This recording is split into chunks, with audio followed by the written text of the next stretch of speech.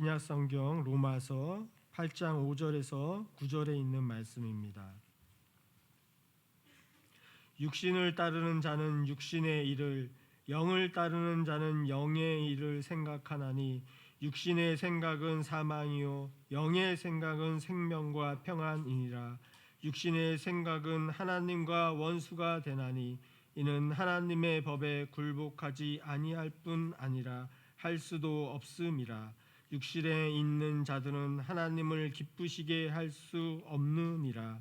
만일 너희 속에 하나님의 영이 거하시면 너희가 육신에 있지 아니하고 영에 있나니 누구든지 그리스도의 영이 없으면 그리스도의 사람이 아니라. 아멘. 육의 생각과 영의 생각이라는 제목으로 함께 은혜 나누고자 합니다. 인간은 생각하는 존재입니다. 이 생각은 단순히 두뇌 활동이 아니라 삶의 방향과 태도를 결정짓는 어떤 내적인 힘이 바로 이 생각인 것입니다.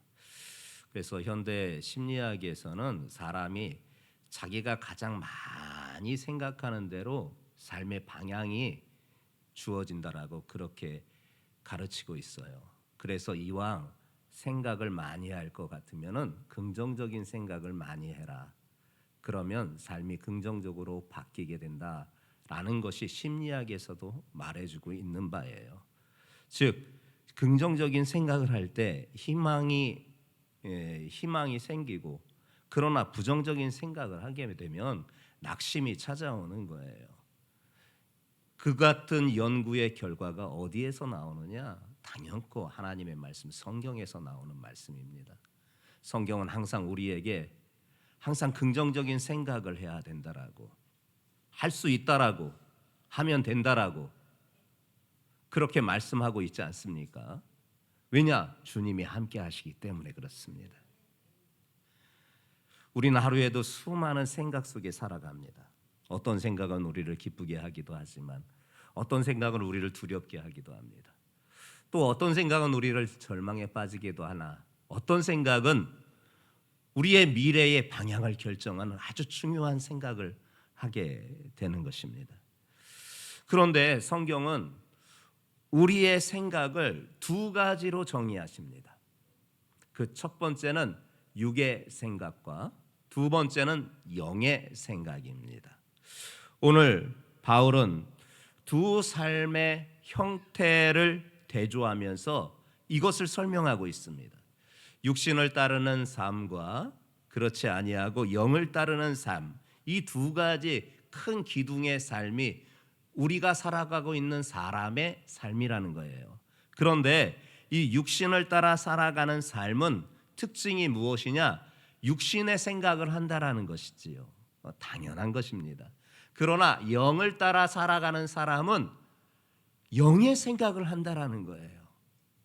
이 말씀 안에서 그러면 육의 삶과 영의 삶이 어떤 결과가 주어지는지, 인생에게 어떤 결과가 주어지는지 사도 바울은, 예수님께서 사도 바울을 통해서 이 말씀을 우리에게 해주시고 있는 것입니다. 그래서 오늘은 육의 생각과 영의 생각이 어떻게 다른지, 그리고 육의 생각과 영의 생각이 우리에게 무엇을 갖다 주는지를 살펴보면서 함께 은혜를 나누고자 합니다.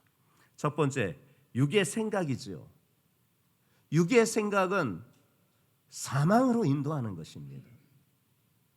이게 하나님께서 진단하시는 육의 생각을 따라 육신의 삶을 살아가는 사람의 결과인 거예요. 육의 생각은 사망을 낳게 되는 거예요.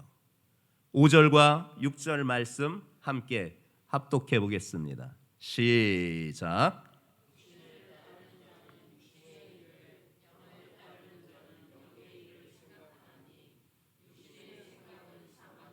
그래요. 여기까지만 읽겠습니다. 여기서 육신의 생각이라는 것은 타락한 인간 본성에서 오는 자기 중심적으로 살아가려고 하는 생각, 이것이 바로 육신의 생각입니다. 타락한 인간 본성, 그 죄된 본성이 우리를 지배함으로 말미암아 나타나는 현상이 무엇이냐? 자기 중심적으로 살아가려고 하는 거예요. 자기 중심적으로 생각하려고 하는 거예요. 그 종착지가 어딘 줄 아세요? 사망입니다. 사망. 조금 쉽게 자기 중심적으로 살아가는 육신의 생각이 무엇인가? 하나님 없이도 나 살 수 있습니다. 내 능력으로 충분히 됩니다. 내가 생각하는 대로 하면은 됩니다.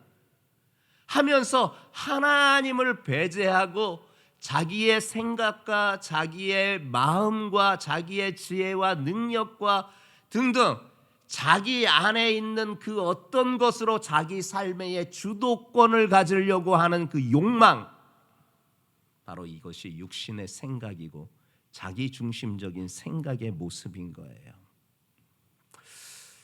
이 말씀이 이 로마 교회에 큰 의미를 주었습니다. 이 로마 교회는요, 큰 두 그룹으로 나누어져서 신앙생활을 함께하는 신앙 공동체였습니다. 그 한 그룹은 유대인이면서 그리스도인이 된 사람들의 큰 그룹이 한 그룹이 있었고, 맞은편에는 로마인으로서 그리스도인이 된 한 그룹이 이렇게 한 신앙 공동체를 이루어서 신앙생활을 하는 것이 이 로마 교회의 특징이었습니다. 근데 두 그룹 사이에 간격이 있었습니다. 간극이 있었습니다.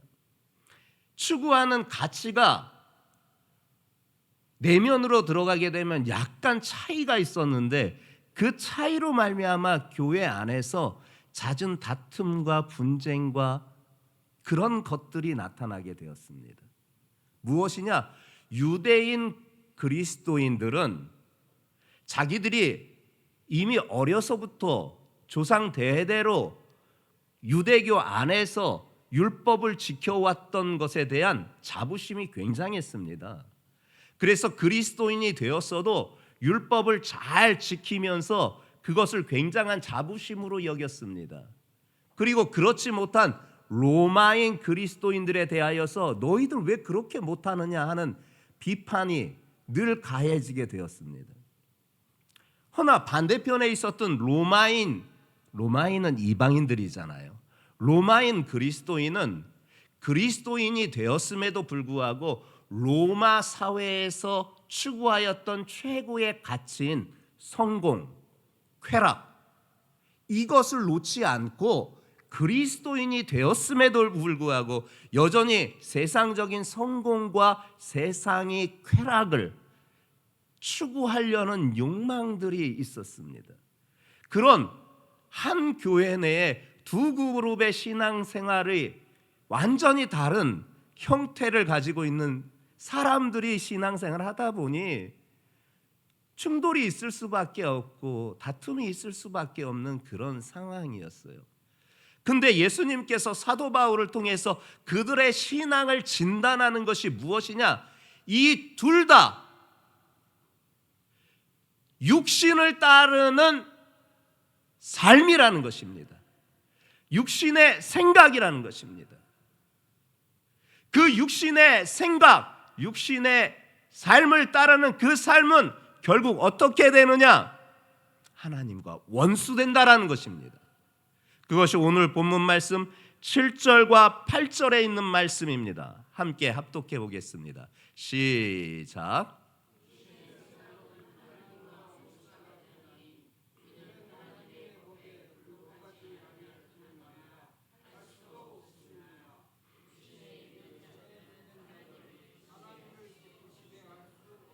그래요.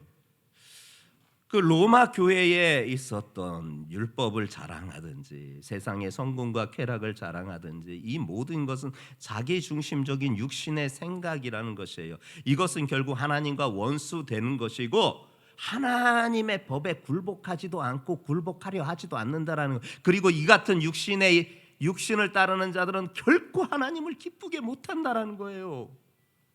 결국 그 길의 막다른 길은 무엇이냐? 그 막다른 길은 바로 사망이라는 것입니다. 여러분, 인생에서 한 번쯤 막다른 길을 서본 경험들이 아마 다 있을 것입니다. 아무리 애를 써봐도 그래요, 해결되지가 않고, 아무리 길을 찾아도 출구가 보이지 않는 순간들, 그런 순간들은 우리 마치 사망을 경험하는 듯합니다. 그런데 그 원인을 찾아 들어가다 보면, 신앙적으로 영적으로 해석하다 보면 그 원인을 발견하는데 대다수가 자기 중심적인 육신의 생각을 따라 살아간 결과라는 것입니다. 눈앞에 있는 이익을 먼저 쫓고 내 감정을 따라서 했고 내 욕망을 따라서 살아갔을 때 결국 삶의 벽에 부딪히고 말았던 것이에요. 참 그래요. 우리의 삶의 자리, 누군가는 가정이 되고 누군가는 직장이 되고 누군가는 학교가 되고, 그 모든 자리에서 우리가 흔히 하는 행동이 갖는 마음이 무엇인 줄 아십니까? 나를 어떻게 하면 더 빛나게 할까? 내가 어떻게 하면 더 빛날 수 있을까? 어떻게 하면 내가 더 잘 살 수 있을까? 어떻게 하면 저 사람보다 내가 더 잘 살 수 있을까? 우리는 이런 생각에 사로잡혀요. 다 자기중심적인 생각이지요. 그것을 위해서 열심히 달려가요. 그래서 일정 부분 성과를 얻어요. 그런데 그 성과를 얻었으면 만족이 있을까요? 아니에요. 여전히 만족을 못합니다. 채워지지 않는 공허함이 늘 우리 마음을 사로잡고 있는 것이에요. 자기중심적인 육신의 삶이 마치 화려해 보이고 빛나는 길처럼 보여도요, 그 끝에는 생명이 아니라 파멸이 기다리고 있는 막다른 사망의 길이라는 것이에요. 성경은 여러 곳에서 이 진리를 들려주십니다. 특별히 갈라디아서 6장 8절 말씀을 함께 합독해 보려고 합니다. 갈라디아서 6장 8절입니다. 함께 합독하겠습니다. 시작.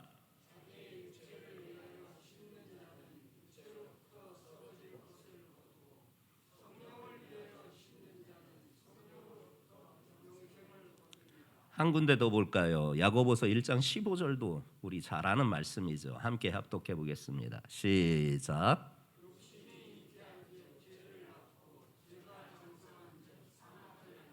그래요.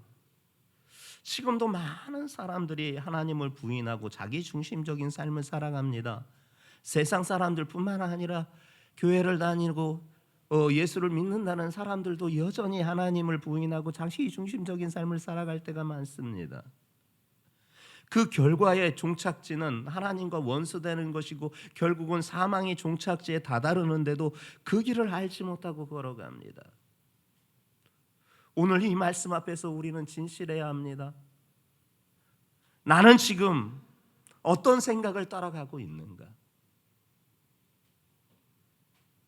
자문해야 합니다.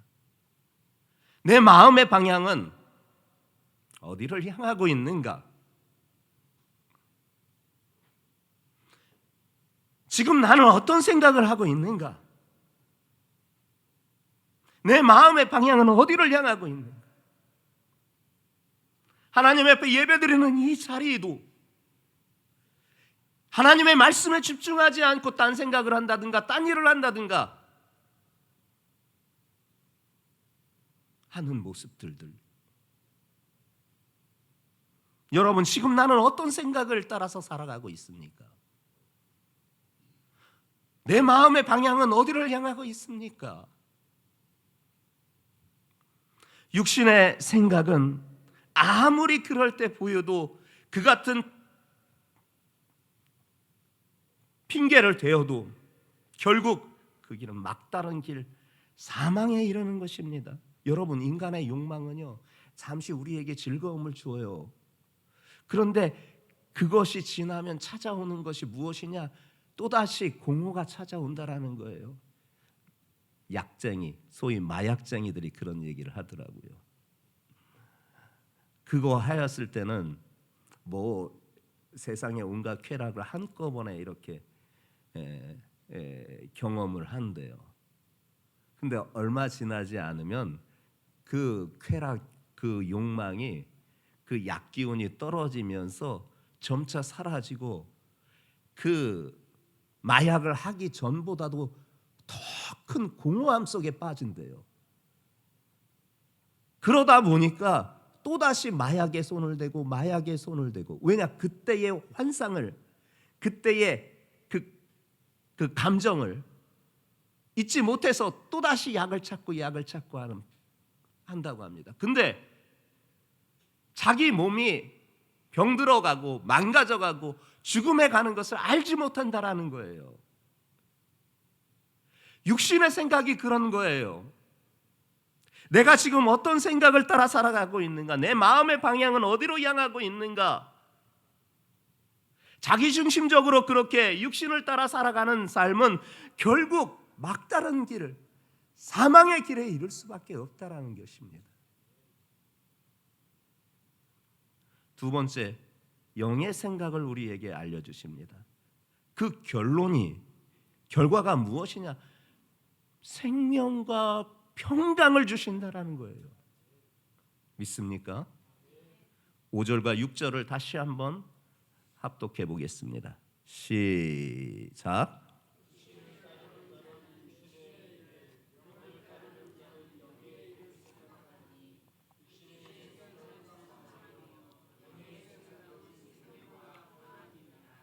맞아요. 그러면 사도 바울이 말하는 이 영의 생각이 무엇일까요? 이 영의 생각이라는 것은 성령이 주시는 생각, 그것이 바로 영의 생각입니다.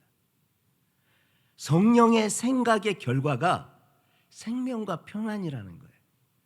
여기서 말하는 생명도요, 단순히 우리 목숨 연장하는 그런 생명 말하는 게 아니에요. 하나님과의 관계 속에서 주시는 영원한 생명, 그걸 말해주고 있어요.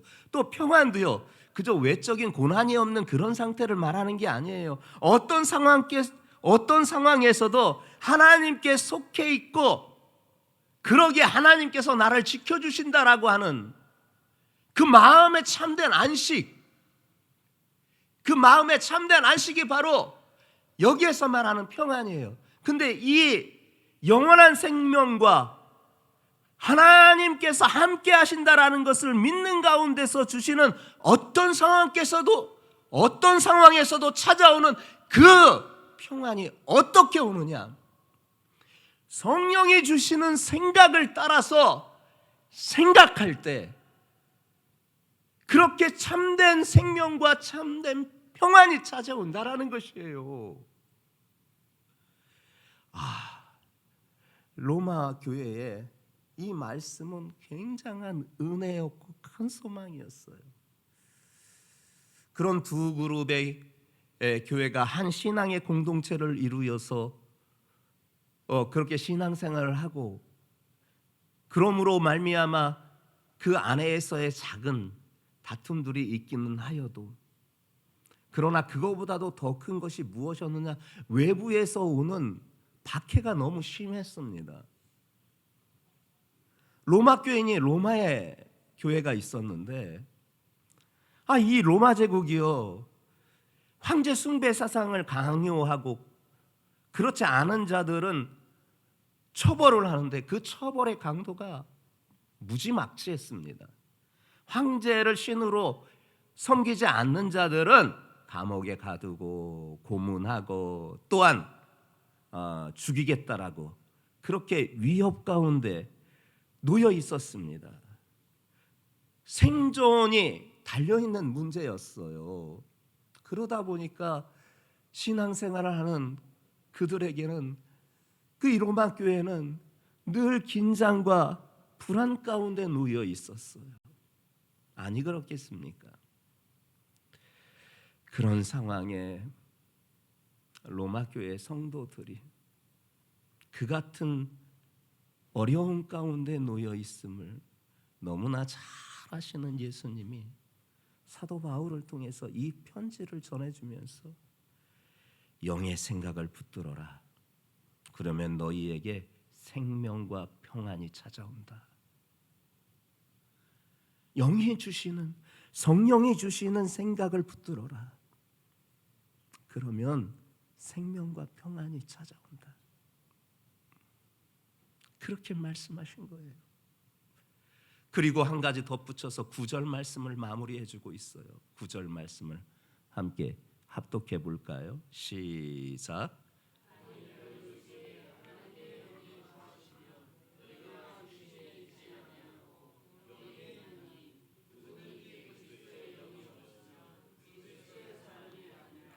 아멘. 이 말씀은요, 그리스도인인 우리 안에 이미 성령이 거하신다라는 것을 상기시켜 주고 있잖아요. 성령이 내주하여 계신다라는 것을 말씀해 주고 있잖아요. 만일 성령이 내주하여 계시지 않는 자이면은 그것은 그리스도의 사람이 아니라는 것을 말해 주면서 너희 안에 이미 성령이 내주하여 계신다. 그 성령이 너희를 이끌어가는, 너희로 생각하게 하는 그 생각을 따라 너희가 살아가야 생명이 있고 거기에 참된 평안이 있다. 이 말씀을 해주시고 있잖아요. 여러분, 우리는 예수 안에서 새로운 피조물 되었지 않았습니까? 죄와 죽음의 삶에서 예수님이 그것을 끊어내지 않으셨습니까? 이제는 새로운 생명으로 거듭나 성령과 교제하면서 하나님의 뜻대로 살아가는 영광스러운 존재가 바로 우리들 아닙니까? 그런 삶을 살아가는 사람은 성령의 생각을 따라 살아가야 하는 것입니다. 성령의 생각을 따라 살아가는 삶은 삶이 다릅니다. 성령께서 우리 안에 주장하시는 새로운 시선으로 바라보게 됩니다. 새로운 가치관을 갖게 됩니다. 새로운 삶의 방향을 우리에게 제시해주고 그 삶을 이끌어갑니다. 그래요, 세상인 늘 불확실해요. 늘 염려와 걱정뿐이에요. 여러 가지 일들은 우리를 평안하게 하는 것이 아니라 더욱 삶을 복잡하게 만들고 고민하게 만들고 실망하게 만들고 좌절하게 만들어요. 세상에 소망이 있을까? 소망에 어디에도 세상에서 소망을 간구하나 소망을 찾지 못해요. 그러나 성령이 주시는 생각을 따라 사는 사람은요, 비록 환경과 상황이 그러한다 할지라도 흔들리지 않을 줄 믿습니다. 왜냐? 새로운 시선, 하나님의 시선으로 보기 때문에 그렇습니다. 하나님이 주시는 가치관으로 살아가기 때문입니다. 하나님이 주시는 새로운 삶의 방향을 따라 살아가기 때문에 그렇습니다. 그런 사람은 환경과 상황이 따라서 흔들리지 않게 되는 것입니다. 이것이 성령이 주시는 능력입니다. 성경은 이 사실을 여러 번 확인시켜 줍니다. 빌립보서 4장 7절 말씀 함께 합독해 보겠습니다. 빌립보서 4장 7절 말씀입니다. 시작.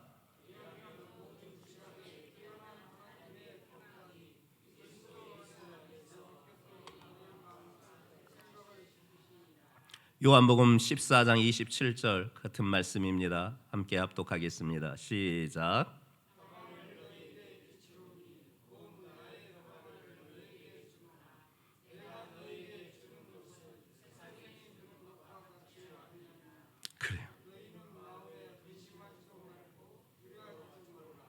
그래요.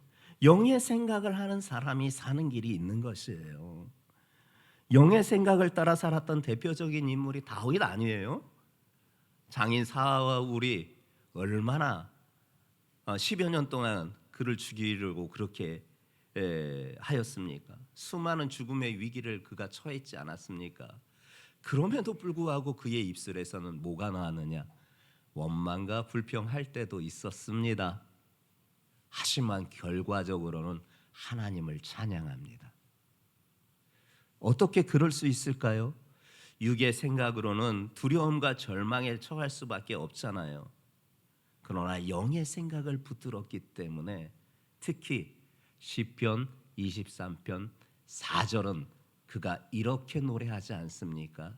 내가 사망의 음침한 골짜기로 다닐지라도 해를 두려워하지 않을 것은 주께서 나와 함께 하심이라.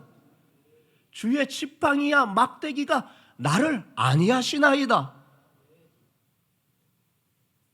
그가 이렇게 노래하고 이렇게 찬양하잖아요. 이것은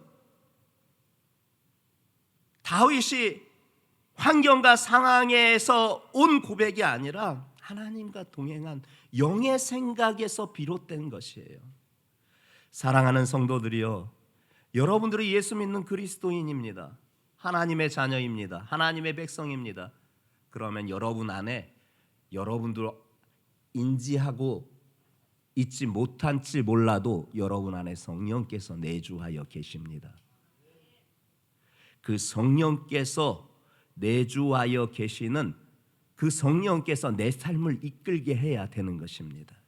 어떤 사람이 이런 고민을 얘기했습니다. 내가 예수 믿는 사람 맞는데요, 신앙생활 한다고 하는데요, 여전히 내 생각은 세상 것에 더 치우쳐 있을 때가 많아요. 어떻게 하면 영의 생각을 따라 살 수가 있을까요? 육의 생각은 사망이라고 했는데 영의 생각이 생명과 평안이라는 말씀을 아는데 어떻게 하면 이렇게 될 수 있어요? 예수 믿어도 여전히 육의 생각이 훨씬 더 많은데 어떻게 할 수가 있어요? 여러분, 사실 이 질문은 우리 모두의 질문 아니겠습니까? 육의 생각이 사망이고 영의 생각이 생명과 평안인 것을 알아도 현실에서는 여전히 육의 생각을 따라 육의 생각을 붙잡으면서 살아가는 게 우리의 문제 아닙니까? 그럼 이걸 어떻게 극복할 수가 있습니까? 짤막하게 5가지만 여러분들에게 제안하려고 합니다. 첫 번째가 하나님의 말씀을 듣는 훈련을 해야 됩니다. 하나님의 말씀으로 우리의 생각을 새롭게 해야 합니다. 아침에 일어나서 스마트폰을 확인하는 것처럼 이제는 스마트폰이 아닌 하나님의 말씀을 손에 들고 그 말씀으로 하루를 살아내는 것이 자연스러운 삶이 되어야 하는 것이에요. 두 번째, 기도를 통해서 성령의 음성을 듣는 훈련을 해야 하는 것입니다. 기도는요, 방황하는 우리의 생각을 하나님께로 모읍니다. 그래서 기도해야 된다라는 거예요. 그리고 세 번째, 감사를 통해서 성령의 음성을 듣는 훈련을 해야 하는 것입니다. 감사는요, 부정한 생각, 부정적인 생각을 이기는 힘이에요. 감사할 때 부정적인 생각 그리고 부정한 생각들, 그런 것이 사라지는 것이에요. 그리고 긍정적인 생각, 신앙의 긍정적인 생각을 갖게 되는 거예요. 네 번째, 신앙 안에서 믿음의 교제를 나누어야 되는 거예요. 사람들과 많았을 때도 죄 짓지만요, 혼자 있을 때 죄 많이 져요. 혼자 있을 때 많이 져요. 그에 대한 사례는 설명하지 않겠습니다. 여러분들이 다 알고 있는 일이니까. 사람들이 많은 시선이 있을 때보다도 혼자 있을 때가 더 많이 죄를 질 때가 많아요. 그렇기 때문에 신앙 안에서 믿음의 교제를 해야 합니다. 믿음의 교제를 할 때 뭐 합니까? 육신의 생각을 이제 끊게 되고 말씀과 기도를 함께 나누게 되는 거 아닙니까? 서로의 영을 세워주려고 하는 거 아니겠습니까? 또한 한 가지를 또 여러분들에게 첨언하여 말씀드리자면, 여러분들의 삶의 선택의 순간에 그것을 하나님께 맡기십시오. 아버지, 어떻게 결정해야 합니까? 주님이시라면 이 순간 어떻게 하시겠습니까? 중요한 결정이 되든 그렇지 않은 결정이 되든 간에 범사에 그분을 인정하십시오. 그리고 그분에게 내 삶을 맡기십시오. 주님이시라면 이때 어떻게 하시겠습니까? 하고 먼저 질문을 하고 기도해 보십시오. 그러면 이 5가지가 바로 성령의 생각을 따라서 이끌림을 받는 삶인 것이에요. 이 삶이 하나님께서 주시는 생명과 평안을 누리게 되는 것이에요. 오늘 결단합시다. 육신의 생각이 아닌 성령의 생각을 따라 사는 여러분들 되시기를 예수님의 이름으로 축복합니다. 근데 내가 지금 그러면 육신의 생각을 따라서 살아가고 있는지 성령을 따라서 살아가고 있는지 내 자신을 어떻게 확인할 수가 있는 줄 아십니까? 내가 살았느냐 죽었느냐 여기에서 그것이 확인됩니다. 오늘 새벽에 예배 끝나고 한 성도님이 오늘 새벽 예배 말씀이 한 알의 밀이 땅에 떨어져 죽지 아니하며 한 알 그대로 있고 죽으면 많은 열매를 맺느니라 예수님께서 들려주신 말씀이었는데 그 말씀을 조금 더 의미를 알고자 예배 끝난 후 귀가 중에 이렇게 물었습니다. 그것은 당연히 예수님에 대한 이야기이시지요. 예수님께서 한 알의 밀이 되어서 죽었기에 그 죽음으로 말미암아 많은 생명, 인류 구원을 위한 새 생명으로 인류 구원의 역사가 이루어졌다라는 것이 첫 번째 의미고, 두 번째는 우리가 그분을 섬기고 따라가는 이들이기에 우리의 삶에 그것을 적용하자면 나도 역시 죽어야 된다라는 것이죠. 그래야 거기에서 많은 생명이 맺혀진다라는 것이지. 근데 문제가 무엇이냐? 내가 죽지 않는 데 있는 것입니다. 내가 죽지 않는 데 있다라는 것입니다. 죽는다고 하니까 생명을 끊는 것 말하지 않는 것을 여러분들이 아실 것입니다. 내 인격이 죽지 않고 내 성격이 죽지 않고 네 성질이 죽지 않고 내 감정이 죽지 않고 바로 이것이 죽지 않는 모습 아니겠습니까? 그래서 내가 육의 일을 하고 있는가, 육의 생각을 따라서 일을 했는가, 영의 생각을 따라서 일을 했는가, 그것을 어떻게 아느냐? 이것을 통해서 아는 거예요. 내가 그 일에 죽음으로 그것을 따라갔다면 그것은 영의 일을 따라 일을 하였던 거예요. 그러나 내가 죽지 않고 그 일에 대하여서 그렇게 인격이 올라오고 감정이 올라오고 성격이 올라오고 한다면 그것은 내가 육의 일을 한 것이에요. 그러면 여러분들이 스스로를 진단할 수 있게 되는 것입니다. 내가 정말 하는 일이 육의 생각을 따라 육의 일을 했는가, 아니면 성령의 생각을 따라서 영의 일을 했는가 알게 된다라는 것이에요. 성도들이요, 예수님께서 말씀하신 그대로 우리가 그분을 섬기고 따라가는 자들이라면 이 말씀을 깊이 묵상하면서 우리 주한 성도들은 육신의 생각을 따라 육신의 일을 도모하는 이가 아니라 성령의 생각을 따라서 성령의 일을 해나가는, 그것이 내 삶의 일이든 교회의 일이든 여러분들이 속한 사회에서의 일이든 이 같은 일을 온전히 이루어 나갈 수 있는 우리 믿음의 사람들 되시기를 예수님의 이름으로 축복합니다.